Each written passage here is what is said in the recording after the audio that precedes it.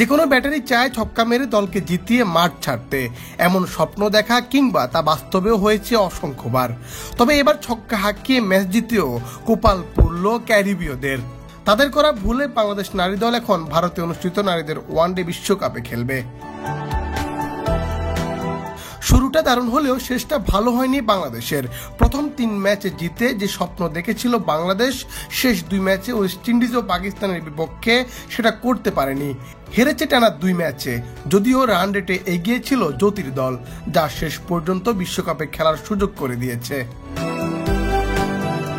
বাংলাদেশ নারী দলের বিশ্বকাপে খেলার ভাগ্য ছিল ওয়েস্ট ইন্ডিজ ও থাইল্যান্ডের ম্যাচের রেজাল্টের উপর, যেখানে থাইল্যান্ড আগে ব্যাট করে নেয় 166 রান। ক্যারিবীয়রা যদি 10 ওভারে 167 কিংবা 11 ওভারে 172 রান করতে পারে, তাহলে বিশ্বকাপের টিকিট পাবে তারা, আর কপাল পুড়বে বাংলাদেশের। কিন্তু ক্যারিবীয় ব্যাটার টেইলর করে বসেন বড় ভুল।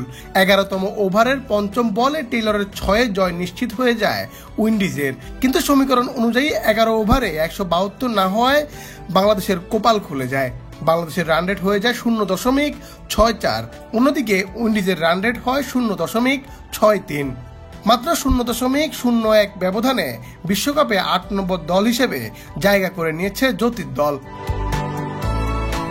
বাংলাদেশের এই জয়ে বিসিবির সভাপতি ফারুক আহমেদ শুভেচ্ছা জানিয়েছেন এবং সর্বোচ্চ প্রস্তুতি নিয়ে যেন ভারত বিশ্বকাপে যেতে পারে এই ব্যাপারে বাংলাদেশ ক্রিকেট বোর্ড সর্বোচ্চ সহযোগিতা করবে জ্যোতির দলকে। বিসিবির সভাপতি ছাড়াও সাবেক ও বর্তমান ক্রিকেটার থেকে শুরু করে ভক্তরা নারী দলের বিশ্বকাপের খেলার সুযোগ পাওয়ায় সামাজিক যোগাযোগ মাধ্যমে অভিনন্দন জানিয়েছে। মুন্না চন্দ্র দাস, বাংলাদেশ প্রতিদিন।